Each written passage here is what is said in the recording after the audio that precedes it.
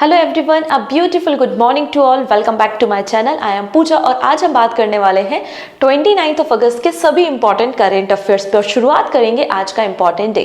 तो आज ही के दिन 1905 में जन्म होता है मेजर ध्यानचंद जी का, इसलिए हम आज के दिन नेशनल स्पोर्ट्स डे सेलिब्रेट करते हैं। सिंस 2012 पहली बार इस दिन को 2012 में सेलिब्रेट किया गया था। मेजर ध्यानचंद को हॉकी का जादूगर या फिर मैजिशियन ऑफ हॉकी भी कहा जाता है, क्योंकि इन्होंने भारत को 3 गोल्ड मेडल दिलाए हैं हॉकी में। आप देखेंगे 1928, 1932 और 1936 के ओलंपिक एडिशन में हमको गोल्ड मेडल लाके देने वाले पर्सन कौन है? मेजर ध्यानचंद है। इन्होंने आर्मी से रिटायरमेंट ले लिया था 1956 में। उसके बाद गवर्नमेंट ऑफ इंडिया ने इन्हें पद्म भूषण अवार्ड भी दिया हुआ है। तो आज हम सेलिब्रेट करते हैं national sports day. Important day है, याद रखना है। 29 अगस्त को मनाया जाता है और 2012 से हम इस दिन को मना रहे हैं। अब यहाँ पर यूपीएससी ने एक बहुत ही अच्छा क्वेश्चन पूछा था लास्ट ईयर। तो 2023 का यूपीएससी का एक छोटा सा क्वेश्चन है जिसका आंसर आप मुझे अभी करने वाले हैं।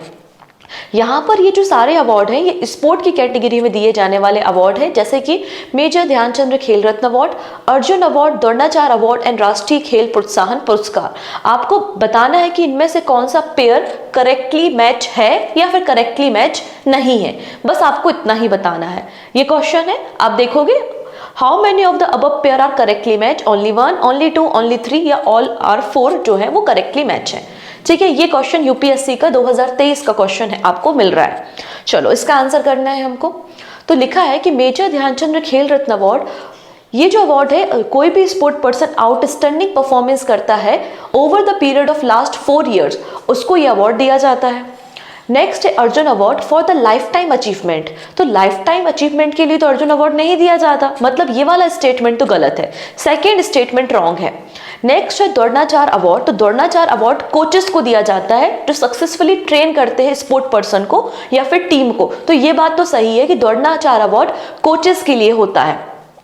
फिर राष्ट्रीय Khel Protsahan Puruskar to recognise the contribution made by the sport person even after their retirement. तो रिटायरमेंट के बाद या फिर अपने लाइफ में कोई भी स्पोर्ट पर्सन प्रोत्साहित करते हैं लोगों को या कंट्रीब्यूट करते हैं स्पोर्ट के फील्ड में, उनको ये अवार्ड दिया जाता है। तो ये अवार्ड बेसिकली किसी स्पोर्ट पर्सन के लिए है ही नहीं, कोई भी individual organisation, public sector companies हो गई, आपकी यूनिवर्सिटीज हो गई, कॉलेजेस हो गए, वो लोग जब स्पोर्ट के सेक्टर में कंट्रीब्यूट करते हैं तब उनको राष्ट्रीय खेल प्रोत्साहन पुरस्कार दिया जाता है। मतलब सेकंड स्टेटमेंट रॉन्ग है और फोर्थ स्टेटमेंट रॉन्ग है, मतलब पहला सही है और तीसरा सही है। तो 2 स्टेटमेंट यहाँ पे करेक्टली मैच है और 2 इनकरेक्टली मैच है। तो ये क्वेश्चन यूपीएससी ने पूछा था, इसलिए मैंने ये लिस्ट दे दी है, आप एक बार पढ़ लेना। ये सारे स्पोर्ट्स अवार्ड है जो स्पोर्ट्स की फील्ड में दिए जाते हैं और किस एरिया में दिए जाते हैं आप देख सकते हैं। यहाँ पे अर्जुन अवार्ड में भी लिखा है given out for consistent good performance over a period of 4 year, तब अर्जुन अवार्ड मिलता है, ना कि लाइफ टाइम अचीवमेंट कैटेगरी में ये अवार्ड नहीं मिलता। तो आप इसको एक बार देख सकते हैं। यूपीएससी ऐसे क्वेश्चन में पूछ रही है, ठीक है। यूपीएससी ने पूछा है तो हो सकता है सिमिलर क्वेश्चन एसएससी सीजीएल अपने मेंस में पूछ ले, कुछ भी पॉसिबल है, ठीक है। तो थोड़ा सा जब आप किसी अवार्ड के बारे में पढ़ो तो 2-3 बातें याद रखना कि पहले अवार्डी कौन थे या फिर कब से शुरुआत की गई अवार्ड की, या फिर पूछा जा सकता है कि किस सेक्टर में, किस एरिया में अवार्ड दिया जाता है। आई होप इतनी चीजें क्लियर हो गई होंगी। और भी ज्यादा चीजों को समझने के लिए आप PYQ देख सकते हैं। यहाँ पर देखिए एसएससी जनरल अवेयरनेस के PYQ ई बुक अवेलेबल है एप्लीकेशन पे, आप प्ले स्टोर से डाउनलोड कर सकते हैं पूजा जैन क्लासेस एप्लीकेशन। और उसमें ये जो सारे सब्जेक्ट दिख रहे हैं ना, इन सारे सब्जेक्ट्स के आपको पिछले 5 साल के एसएससी के हर एक एग्जाम में आए हुए क्वेश्चंस देखने को मिल जाएंगे, ठीक है। और आज आप लोगों के लिए बहुत इंपॉर्टेंट सेशन है, इसको बिल्कुल मिस मत करना। आपके साथ आज डिस्कस करने वाली हूं मैं top 100 MCQ of computer awareness, ठीक है। कंप्यूटर के 100 क्वेश्चन हम डिस्कस करेंगे जो अलग अलग एग्जाम में, कहीं वेस्ट बंगाल में आया है, कहीं उड़ीसा में आया है, कोई सेंट्रल गवर्नमेंट एग्जाम में पूछा गया। तो ऐसे 100 क्वेश्चन हम डिस्कस करेंगे पहले पार्ट में और फिर सिमिलर 100 क्वेश्चन सेकंड पार्ट में, मतलब टोटल 200 क्वेश्चन हम आपके साथ डिस्कस करने वाले हैं कंप्यूटर के, जो आपके डेफिनेटली एसएससी के हर एक एग्जाम में, एसएससी क्या जो भी एग्जाम जहां कंप्यूटर पूछा जाता है। इनफैक्ट अभी आपका नबार्ड का पेपर होने वाला है 1 तारीख को, तो नबार्ड में भी 20 नंबर के कंप्यूटर आती है, तो आप वहां से इसको पढ़ सकते हो। क्लियर है? तो आज आपको एक वीडियो मिल जाएगा और कल दूसरा वीडियो मिल जाएगा। डन।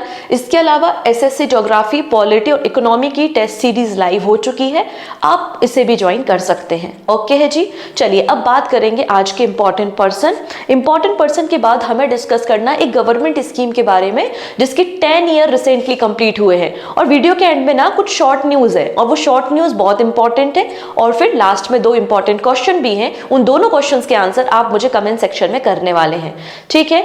जब आप एप्लीकेशन डाउनलोड करोगे तो वहां पे जो फ्री सेगमेंट है वहां पर आपको ये डेली करंट अफेयर्स की पीडीएफ भी मिल जाती है, अदरवाइज टेलीग्राम पे तो अवेलेबल है ही, ठीक है। चलिए पहले पर्सन है सतीश कुमार, इंपॉर्टेंट नेम है, ठीक है। Satish Kumar becomes the first Dalit chairman of CEO of railway board. तो रेलवे बोर्ड के रिसेंटली सीईओ अपॉइंट हुए हैं जिनका नाम है सतीश कुमार, और पहली बार 119 साल के इतिहास में, ठीक है, ऐसा हो रहा है कि कोई दलित पर्सन है जो एससी कम्युनिटी से बिलोंग करते हैं और उनको रेलवे बोर्ड का रिसेंटली चेयरमैन बनाया गया है। He is the first Dalit officer to become a railway board chairman in the 119 year history of the Indian railway. Satish Kumar का नाम इंपॉर्टेंट है, याद रखना है, और इनका टेन्योर 1 सितंबर से स्टार्ट होगा एंड ये सक्सीड करेंगे किसे? जया वर्मा सिन्हा को। किसको सक्सीड करने वाले हैं? जया वर्मा सिन्हा को, जो कि पहली वीमेन है, पहली महिला है जो कि रेलवे बोर्ड के चेयरमैन की पोजीशन पे आपको फिलहाल देखने को मिल रही हैं। और इनका टेन्योर 31 अगस्त को खत्म हो रहा है और 1 सितंबर से सतीश कुमार जी जो हैं वो सीईओ होंगे रेलवे बोर्ड के, जो कि पहले दलित पर्सन होंगे। क्लियर है? तो जया वर्मा का नाम भी इंपॉर्टेंट है और सतीश कुमार का नाम भी इंपॉर्टेंट है, तो दोनों नाम याद रखना है। ओके, चलिए नेक्स्ट नाम आता है यहाँ पे रजविंदर सिंह भाटी का। तो Rajvinder Singh Bhati set to take over as a director general of CISF. CISF का क्या मतलब होता है? Central industrial security force. Central industrial security force के नए डायरेक्टर जनरल कौन बन रहे हैं? आंसर हो जाएगा आरएस भाटी या फिर राजविंदर सिंह भाटी जी को बनाया गया है, और इनका जो टेन्योर है वो 30 सितंबर 2025 तक रहेगा या फिर फर्दर ऑर्डर तक रहेगा। ये किसको सक्सीड कर रहे हैं? यहाँ पर एक्चुअली इनका रिटायरमेंट पहले हो चुका है, अभी तो एडिशनल चार्जेस देके रखे हुए थे अनीश दयाल जी को। यहाँ पर आप देखेंगे नीना सिंह। नीना सिंह आपकी पहली women director general of CISF आपको देखने को मिलेंगी। 2023 में 2023 में ही इनकी अपॉइंटमेंट हुई थी नीना सिंह की। तो नीना सिंह पहली वीमेन डायरेक्टर जनरल है सीआईएसएफ की, और आपको इनका नाम भी याद रखना है। इसके अलावा आरएस भाटी तो है ही, ठीक है। Next, IPS officer Daljit Singh Chaudhary appointed as a BSF director general. तो बॉर्डर सिक्योरिटी फोर्स के डायरेक्टर जनरल किसे बनाया गया है? दलजीत सिंह चौधरी को। ये वही दलजीत सिंह चौधरी हैं जिनको कुछ समय पहले ही एसएसबी का मतलब सशस्त्र सीमा बल का डायरेक्टर जनरल बनाया गया था। तो एसएसबी के चार्जेस इनसे वापस ले लिए हैं, और एसएसबी जो गार्ड होता है वो नेपाल और भूटान की जो बॉर्डर एरिया है वहां पे हमें प्रोटेक्शन प्रोवाइड करता है। तो एसएसबी का जो चार्जेस थे इनसे वापस ले लिए एज अ डायरेक्टर जनरल, और इनको चार्जेस मिल गए हैं बीएसएफ के डायरेक्टर जनरल के रूप में। तो याद रखना है दलजीत सिंह चौधरी डायरेक्टर जनरल बनाए गए हैं बीएसएफ बॉर्डर सिक्योरिटी फोर्स के। और बॉर्डर सिक्योरिटी फोर्स आपको पता है पाकिस्तान और बांग्लादेश के साथ जो बॉर्डर है उसको प्रोटेक्ट करने का काम करती है। इनका टेन्योर नवंबर 2025 तक रहेगा या फिर फर्दर ऑर्डर तक आपको डायरेक्टर जनरल देखने को मिलेंगे, ठीक है। नेक्स्ट इंपॉर्टेंट है एनएसजी, जिनको ब्लैक कैट भी कहा जाता है। एनएसजी मतलब आपका नेशनल सिक्योरिटी गार्ड। तो एनएसजी के डायरेक्टर जनरल बनाए गए हैं बी श्रीनिवासन को। बी श्रीनिवासन, ठीक है, याद रखना है। Senior IPS officer B Srinivasan appointed as the director general of the NSG national security guard, और इनका टेन्योर 31 अगस्त 2027 तक 2027 तक रहने वाला है, ठीक है, डन। अच्छा, इन्होंने किसको सक्सीड किया है? तो आप देखेंगे नलिन प्रभात, जो कि इसके पहले आपको एनएसजी के डायरेक्टर जनरल देखने को मिल देंगे, और इनको भेज दिया गया कहां पर? As a special director general of police in Jammu and Kashmir. तो याद रखना है कि नलिन प्रभात जी जो कि पहले डायरेक्टर जनरल थे एनएसजी के, इनको भेजा गया है as a special director general of police in Jammu and Kashmir. अगर हम एनएसजी के बारे में बात करें तो नेशनल सिक्योरिटी गार्ड, और इसका फॉर्मेशन टेररिज्म को काउंटर करने के लिए, जो आतंकवादी गतिविधियां हैं उनको स्टॉप करने के लिए किया गया था 1984 में, 1984 में, ठीक है। आप देखेंगे 1984 में यहाँ पर एक एक्ट पास हो रहा है और उस एक्ट के बाद 1986 में ये फोर्स में आ रही है। The national security act was enacted in 1986 and the national security guard came into the existence on 22 सितंबर 1986। तो 1986 में ये तब से हमारे देश में काम कर रही हैं। ये हमारी एक सेंट्रल आर्म पुलिस फोर्स है जो कि मिनिस्ट्री ऑफ होम अफेयर्स के अंदर काम करती है। अब हमारे देश में ना ये सारी आपको सेंट्रल आर्म पुलिस फोर्सेस देखने को मिलेंगी जो मिनिस्ट्री ऑफ होम अफेयर्स के अंदर हमारे देश में काम कर रही हैं। जैसे कि असम राइफल्स 1835 में फॉर्मेशन हुआ था। आप देख सकते हैं कि जो 7 हमारे देश में आर्म फोर्सेस है उनमें सबसे पुरानी कौन है? आसाम राइफल है, जिन्हें सेंटिनल ऑफ नॉर्थ ईस्ट भी कहा जाता है 1835 में। फिर बीएसएफ पंडित जवाहरलाल नेहरू जी के समय इसका फॉर्मेशन होता है 1965 में। फिर आता है आपका सेंट्रल रिजर्व पुलिस फोर्स 1939। फिर Indo Tibetan border police ITBP 1962। फिर आपका CISF central industrial security force 1969 में, और एनएसजी का फॉर्मेशन हुआ 1986 में। तो ये आपको ईयर भी हो सकता है, मैचिंग में आपसे ईयर पूछ ले, इतने सारे अपॉइंटमेंट हुए हैं तो थोड़ा सा ईयर भी फोकस में रखना, याद में रखना, ठीक है। चलो नेक्स्ट है हरमनप्रीत सिंह का, ठीक है। अब यहाँ पर हम बात कर रहे हैं 8th नंबर के मेंस एशियन चैंपियनशिप ट्रॉफी के बारे में। तो जो 8th नंबर की मेंस एशियन हॉकी चैंपियनशिप होगी उसको होस्ट करने वाला है चाइना, और ये टूर्नामेंट 8 से लेकर 17 सितंबर के बीच में चाइना में होगा। तो इस टूर्नामेंट में हमारी हॉकी टीम के जो कैप्टन है उनका नाम क्या है? हरमनप्रीत सिंह। तो यहाँ पे वही लिखा हुआ है कि Harmanpreet Singh to lead at the 8th Asian hockey championship trophy, जो कि चाइना में होगी। ऑब्वियसली बात है कोई ना कोई वाइस कैप्टन भी होगा, तो आप देखेंगे विवेक सागर प्रसाद। विवेक सागर प्रसाद आपको vice captain of the team देखने को मिलेंगे। इंडियन टीम के कोच कौन है? तो इंडियन टीम के कोच आपको मिल जाएंगे क्रेग फुलटन, ठीक है। अब यहाँ पे बात करते हैं कितनी टीम्स पार्टिसिपेट करेंगी। तो जो 8th नंबर का एडिशन है उसमें टोटल 6 टीम पार्टिसिपेट करेंगी। China, India, Japan, south Korea, Malaysia और पाकिस्तान की टीम, ठीक है। सिंस 2011 इस टूर्नामेंट को किया जा रहा है। The men's Asian hockey championship trophy has been organised by the Asian hockey federation since 2011, और सबसे ज्यादा जो सक्सेसफुल टीम है वो इंडिया की हॉकी टीम है।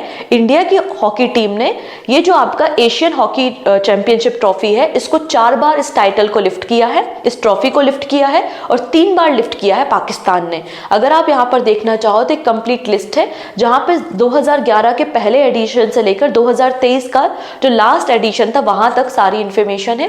तो 2011 में पहली बार इस टूर्नामेंट को होस्ट किया था चाइना ने, और इसमें विनर कौन था? इंडिया था। तो इंडिया 2011 में, देन 2016, 2018 और जो लास्ट एडिशन हुआ था 2023 चेन्नई में, उसमें भी इंडिया की टीम विनर थी। अब 2024 में 8वें नंबर का एडिशन हो रहा है जो कि चाइना में होगा, ठीक है। चलिए नेक्स्ट पर्सन के बारे में बात करते हैं। Telegram founder and CEO Pavel Durov arrested in Paris. तो यहाँ पर इनका जन्म रशिया में हुआ है और इनके पास जो रेसिडेंसी या फिर कह सकते हो सिटीजनशिप है वो फ्रांस की भी है, ठीक है। तो Russian born Pavel Durov was arrested over allegation that his platform is being used for the illicit activity।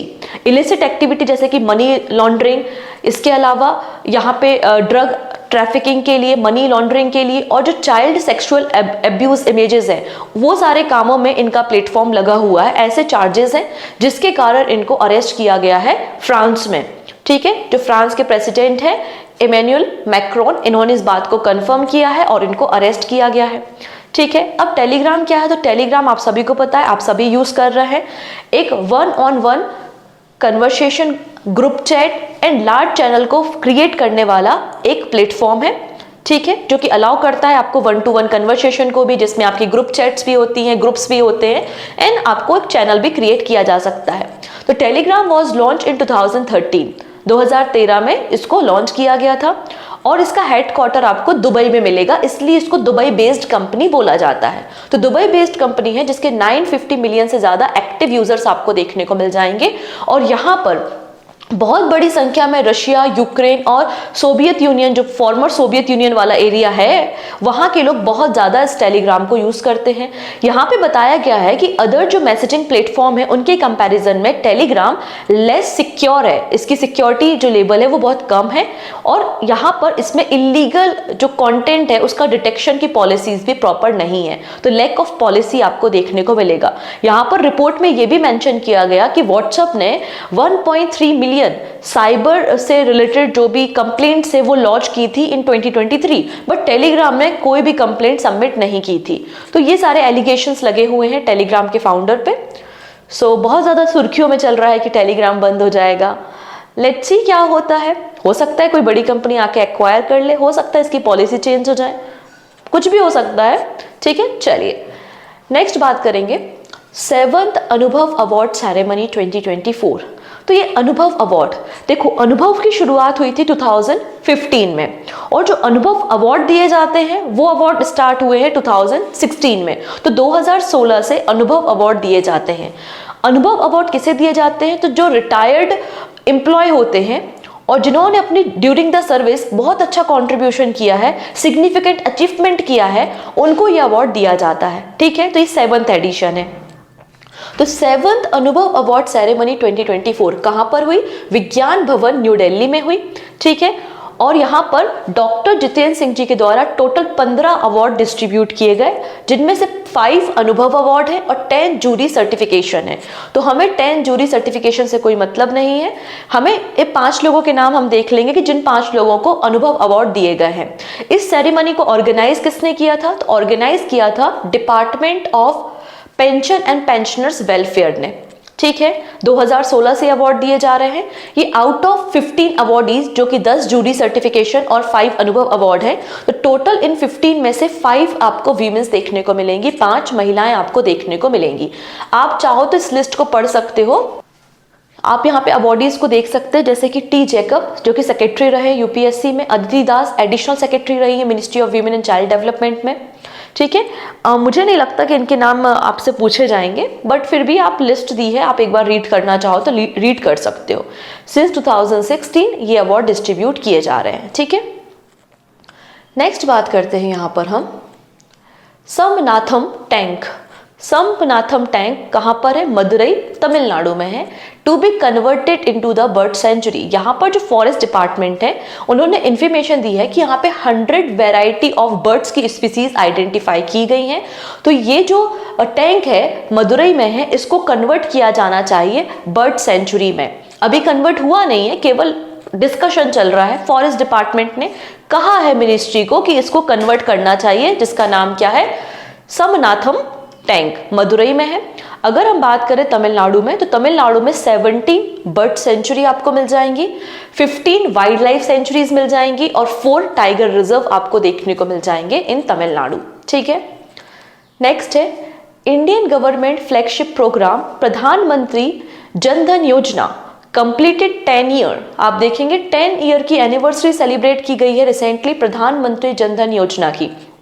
ठीक है, 10 साल इसको कंप्लीट हो गए हैं, और ये वर्ल्ड की लार्जेस्ट फाइनेंशियल इंक्लूजन प्रोग्राम है प्रधानमंत्री जन धन योजना। इसको 28 अगस्त में लॉन्च किया गया था 2014 में। तो 2014 में इसको लॉन्च किया गया था। इसका पर्पस क्या था? हमारे देश में वो सारी सोसाइटी के मेंबर जिनके पास बैंक अकाउंट नहीं है, उनको बैंक अकाउंट प्रोवाइड करना और जो आपकी फॉर्मल बैंकिंग सिस्टम है उसके साथ कनेक्ट करना। तो यहाँ पर इस स्कीम को 2014 में लॉन्च किया गया था।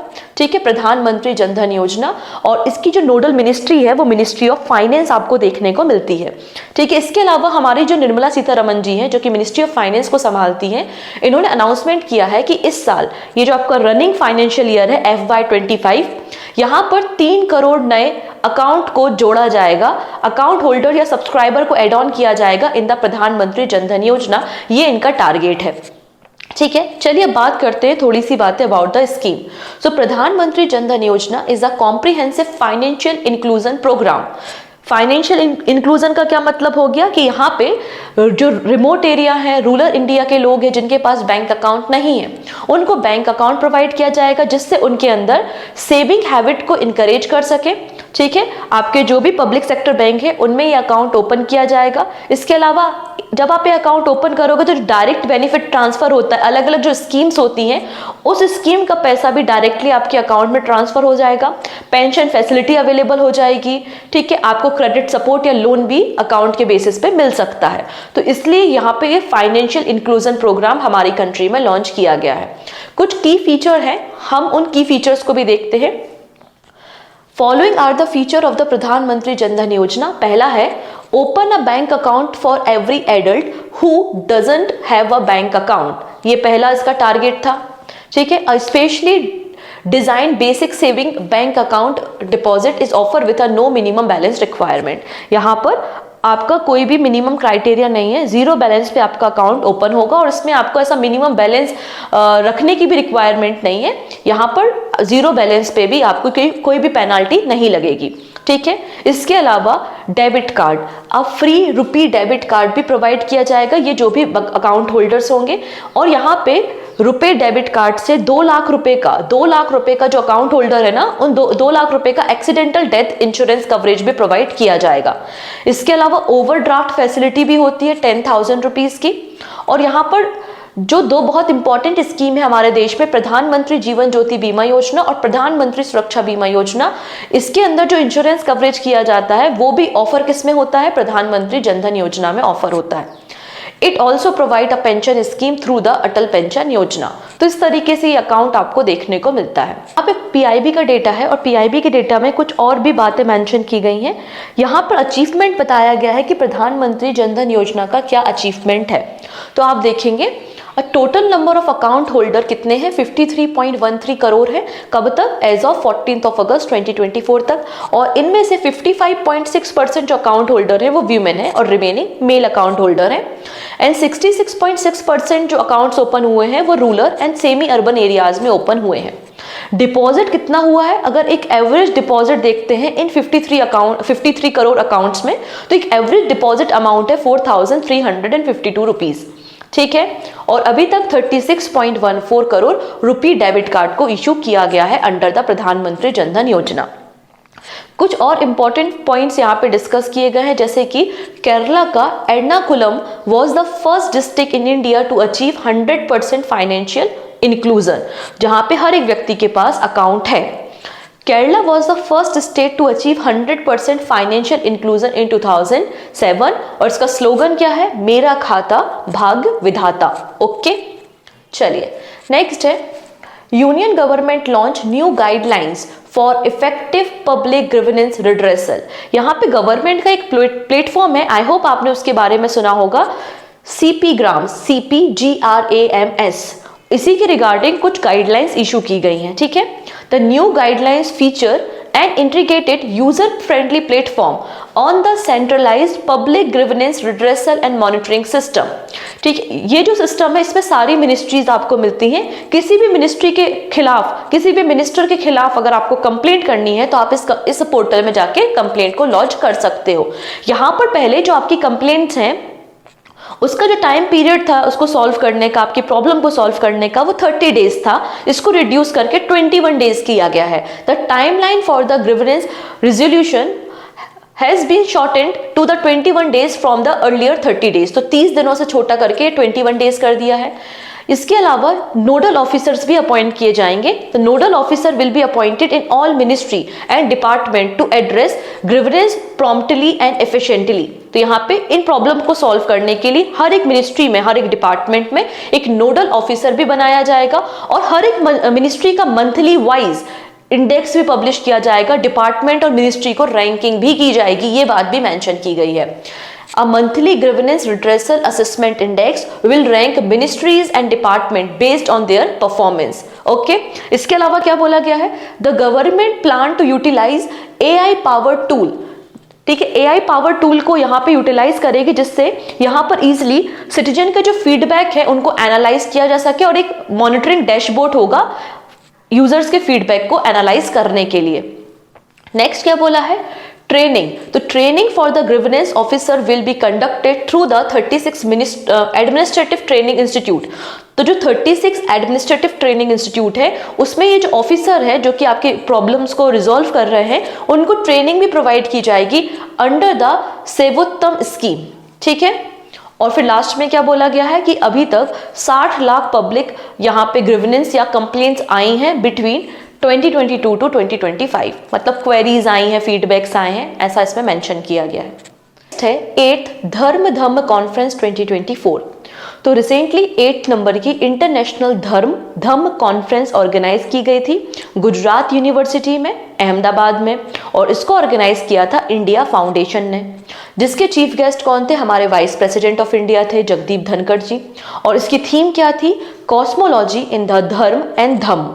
इसका पर्पस क्या है? इसका पर्पस ये था, यहाँ पे धर्म का मतलब हो गया हिंदू धर्म से, मतलब हिंदू आइडियोलॉजी से, और धम्म का मतलब हो गया बुद्धिस्ट। तो इन दोनों की फिलॉसफी का एक इंटीग्रेशन, एक कॉन्फ्रेंस यहाँ पे ऑर्गेनाइज की गई थी, जिसमें पर्पस क्या था?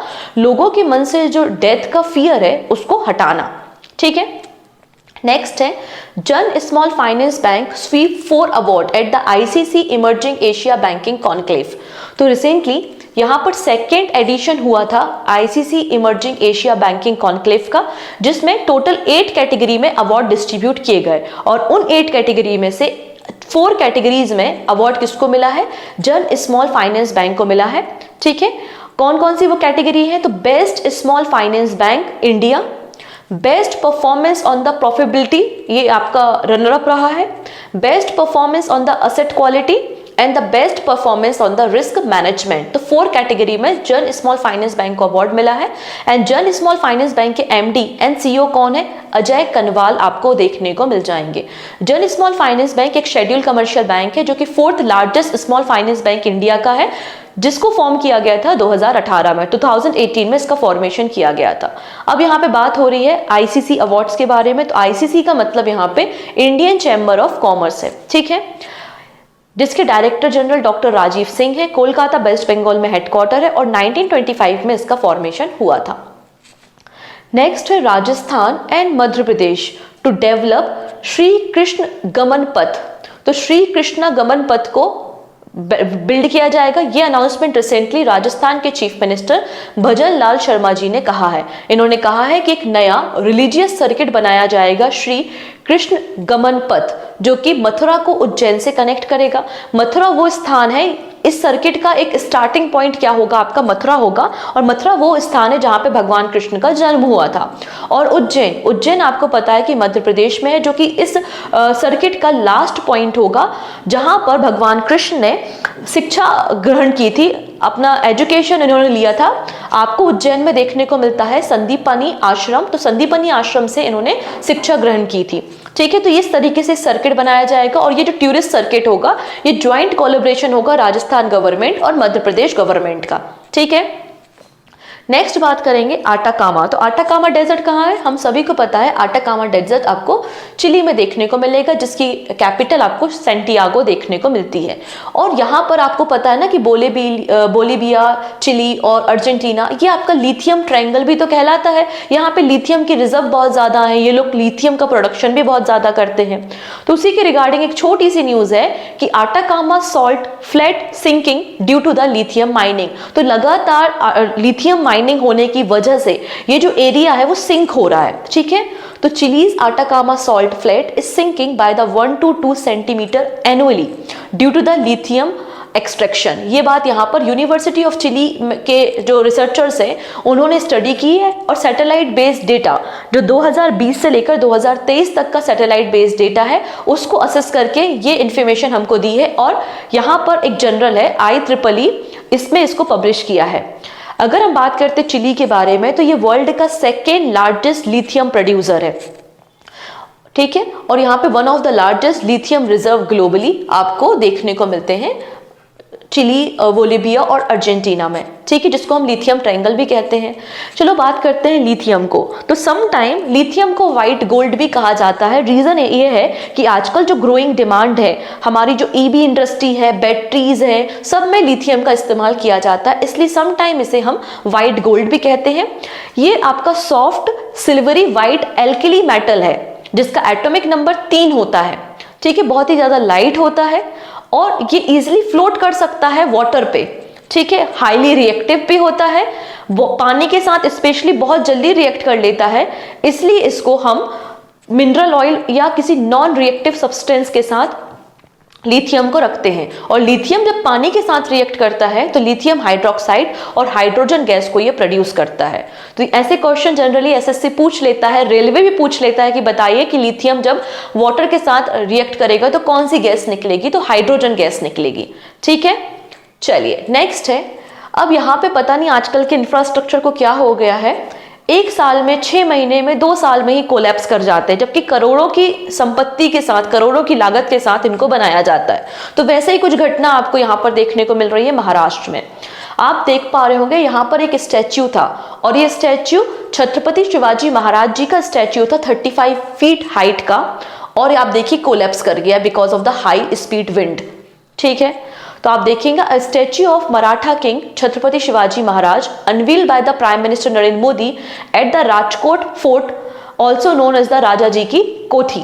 कहां पर? सिंधुगढ़ में। लास्ट ईयर इसको अनवील किया गया था बाय द प्राइम मिनिस्टर और ये रिसेंटली कोलैप्स हो गया है because of the strong wind.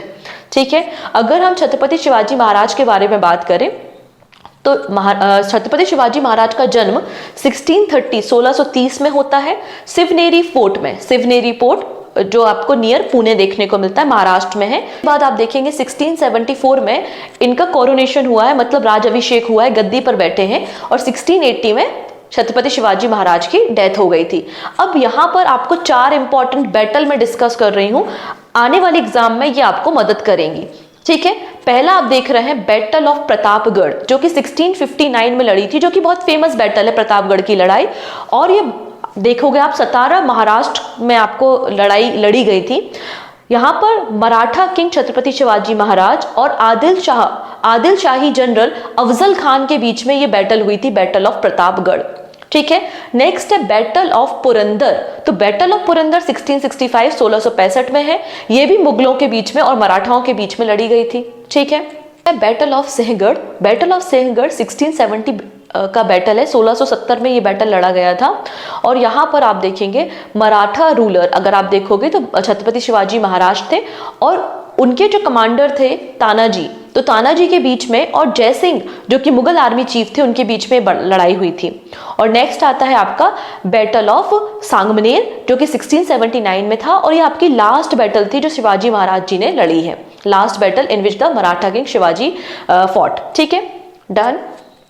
Next बात करेंगे कुछ शॉर्ट न्यूज पे। सबसे पहली न्यूज है अमेजॉन। सो अमेजॉन ने लॉन्च किया है रूफस, RUFUS। रूफस एक AI पावर्ड शॉपिंग असिस्टेंट है जो कि लोगों की मदद करेगा शॉपिंग करने में।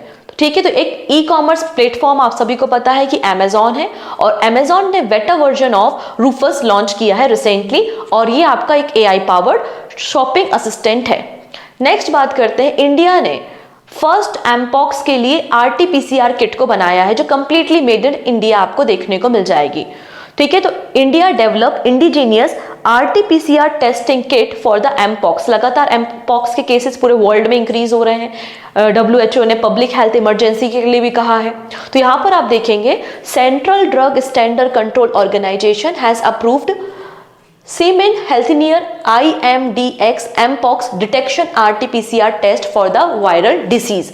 यहां पर ये 40 मिनट में रिजल्ट आपको बता देती है। नेक्स्ट है भारत बायोटेक। सो भारत बायोटेक ने भी यहां पर अनवील किया है ओरल कॉलरा वैक्सीन। जो हैजा होता है ना, हैजा की बीमारी के लिए ओरल आपका वैक्सीन यहाँ पे डेवलप किया है भारत बायोटेक ने। Actually Bharat biotech international limited की एक लैब है जिसका नाम क्या है, आप देखेंगे हिलमैन लेबोरेटरी। और हिलमैन लेबोरेटरी ने यहाँ पे जो हैजा के केसेस हैं उसको कम करने के लिए इस ओरल वैक्सीन को लॉन्च किया है जिसका नाम है हिलकॉल। हिलकॉल आपको इस वैक्सीन का नाम देखने को मिल जा रहा है। ठीक है, अभी जो लेबोरेटरी है हिलमैन लेबोरेटरी जो कि वर्क करती है under the Bharat biotech international limited, इसको फंड कौन करता है, तो आप देखेंगे USA और UK की जो ट्रस्ट है वो इसको फंड करती है। ये हिलकॉल का पर्पस क्या है, क्यों हमने इसको लॉन्च किया है, हमारा पर्पस है कि 90% जो कॉलरा या हैजा की वजह से होने वाली डेथ्स हैं उनको 2030 तक हम रिड्यूस कर दें। 2030 तक हमें 90% डेथ को रिड्यूस करना है, इसलिए इस वैक्सीन को बनाया गया है।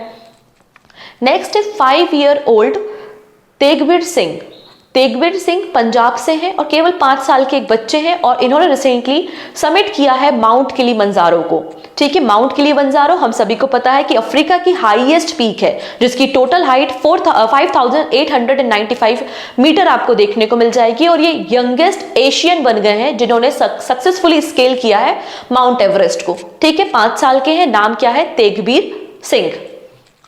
नेक्स्ट है Bharti Airtel announce content partner with Apple.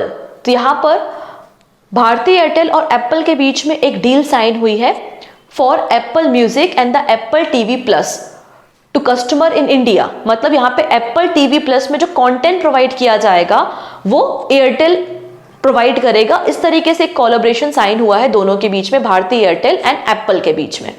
Next है अल्पकाराकुश किर्गिजिकस। ये क्या है? एक डायनासोरस की स्पीसीज है और इस नई स्पीसीज को रिसेंटली डिस्कवर किया गया है किर्गिस्तान में, मतलब सेंट्रल एशिया में। ऐसा बताया जाता है कि आज से 160 मिलियन ईयर अगो ये पर्टिकुलर स्पीसीज किर्गिस्तान मतलब सेंट्रल एशिया में वॉक किया करती थी। सिंपल। अब बारी आती है क्वेश्चन आंसर के बारे में। तो पहला क्वेश्चन आता है विज्ञान धारा स्कीम से। आपको पूछा गया है कि कौन सा स्टेटमेंट यहाँ पे इनकरेक्ट है। पहला स्टेटमेंट कहता है ये जो विज्ञान धारा स्कीम है इसका पर्पस क्या है? To enhance the science technology and innovation ecosystem in India. इसके लिए टोटल बजट 10,579 करोड़ रुपीज है और इसका पीरियड 21-22 टू 25-26 है, सिमिलर आपका जो 15th फाइनेंस कमीशन का पीरियड है। ये जो स्कीम है ये फोकस करेगी रिसर्च पे और no provision for translational research और द टेक्नोलॉजी डेवलपमेंट। तो आप देख पा रहे हो कि पहला स्टेटमेंट और तीसरा स्टेटमेंट एक दूसरे को कॉन्ट्राडिक्ट कर रहा है। It include focused intervention to enhance women's participation in the science technology and innovation. कौन सा स्टेटमेंट यहाँ पे इनकरेक्ट है? तो हमने देखा कि तीसरा स्टेटमेंट यहाँ पे इनकरेक्ट है। चलिए नेक्स्ट है where was the review meeting of the left wing extremist affected state held in August. तो अभी रिसेंटली अमित शाह जी ने इस मीटिंग को होस्ट किया था, चेयर किया था। कहां पर? रायपुर में, ऑप्शन ए। नेक्स्ट है नेस्कॉम के न्यू चेयरमैन किसे अपॉइंट किया गया है? तो नेस्कॉम के न्यू चेयरमैन बनी है Sindhu Gangadharan, option number C. Next है which country has recently unveil a new type of the suicide drone. किसने बनाया है ये? तो ये काम किया है नॉर्थ कोरिया ने। और ये जो सुसाइड ड्रोन है ये एक्सप्लोजिव को कैरी करके ले जा सकता है। जो मिसाइल हैं आपकी टारगेटेड मिसाइल्स हो गई या फिर जो एनिमी के टारगेट्स हैं उनको ईजिली डिस्ट्रॉय करने में कैपेबल है। नेक्स्ट बात करते हैं यहाँ पर समनाथम टैंक, जिसको रिसेंटली न्यूज में देखा गया है। पूछा जा रहा है कि बहुत जल्दी इसको वर्ड सेंचुरी में कन्वर्ट किया जाएगा। कहां पर लोकेटेड है? तो तमिलनाडु में आपको मिल जाएगा, option B. Next director general of NSG किसे बनाया गया है? तो बी श्रीनिवासन को, B Srinivasan, option number B बिल्कुल करेक्ट है। Where was the under 17 world wrestling championship 2024 held. तो अंडर 17 वर्ल्ड रेसलिंग चैंपियनशिप कहाँ हुई थी? जॉर्डन में हुई थी, जहां पे इंडिया की टीम टॉप पर आई है। ठीक है, नेक्स्ट है What is the primary objective of the New India Literacy Program recently in news? ये जो New India Literacy Program है इसका क्या पर्पस है? ठीक है, तो इसका पर्पस क्या है? To support the state and union territory in promoting literacy among the non literate age 15 year and above. तो हमारे देश में ऐसे सारे लोग जो 15 साल या उसके ऊपर हैं और जो पढ़े लिखे नहीं है, जिनको किसी भी एक भाषा में लिखना बोलना पढ़ना नहीं आता है, उन्हें इलिटरेट कहा जाता है। तो उनको यहाँ पर लिटरेसी प्रोवाइड करेंगे, ऑप्शन नंबर डी। तो न्यू इंडिया लिटरेसी प्रोग्राम ये मिनिस्ट्री ऑफ एजुकेशन का प्रोग्राम है। रिसेंटली न्यूज में इसलिए है क्योंकि मिनिस्ट्री ऑफ एजुकेशन ने डिफाइन किया है literacy and the full literacy under the new India literacy program. इसका पर्पस क्या है? प्रमोट करना literacy among the people age 15 year and the above across the India। ये सेंट्रली स्पॉन्सर्ड स्कीम है जिसके लिए बजट है 1037 करोड़ रुपीस फॉर 22 टू 27। तो 2027 तक ये स्कीम आपको देखने को मिल जाएगी और एनुअली 1 करोड़ लर्नर्स को यहाँ पे, मतलब जो 1 करोड़ का हमारा टारगेट है कि 1 करोड़ लोगों को हम हर साल लिटरेट करेंगे। ये जो स्कीम है इसके 5 कंपोनेंट है, जैसे कि fundamental literacy and numeracy, critical life skill, vocational skill development, basic education and continuing education. अब बेनिफिशरीज उनको कैसे आइडेंटिफाई किया जाएगा? तो बेनिफिशरीज को आइडेंटिफाई करने के लिए डोर टू डोर सर्वे किया जाएगा और उसके अलावा ऑनलाइन एक एप्लीकेशन, मोबाइल एप्लीकेशन भी है, तो जो भी नॉन लिटरेट है वो सेल्फ रजिस्ट्रेशन भी कर सकते हैं। ठीक है, तो ये प्रोग्राम आपको समझ में आ गया। इसके अलावा यहाँ पर एक दीक्षा प्लेटफॉर्म है। तो ये दीक्षा प्लेटफॉर्म क्या है? तो ये बेसिकली एक ऑनलाइन यूजर प्लेटफॉर्म है जहां पे टीचर्स वॉलंटरी अपनी सर्विसेज को दे सकते हैं, मतलब पढ़ा सकते हैं। अब इसकी जरूरत क्यों है? क्योंकि 2011 का जो सेंसस हुआ था उसके अकॉर्डिंगली हमारे देश में जो नॉन लिटरेट है, मतलब ऐसे सारे लोग जिनकी एज 15 साल या उससे ऊपर है, जो पढ़े लिखे नहीं है, उनकी संख्या कितनी है?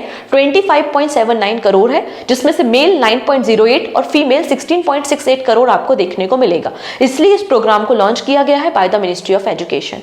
एंड लास्ट में आते हैं 2 इंपॉर्टेंट क्वेश्चन। इन दोनों क्वेश्चन के आंसर आप मुझे कमेंट सेक्शन में देंगे। आप चाहो तो स्क्रीनशॉट भी ले सकते हो एंड पीडीएफ भी ले सकते हो आप टेलीग्राम को ज्वाइन करके, या फिर आप एप्लीकेशन को अगर आपने डाउनलोड किया है तो वहां से भी आप फ्री ऑफ कॉस्ट पीडीएफ को डाउनलोड कर सकते हैं। क्लियर है?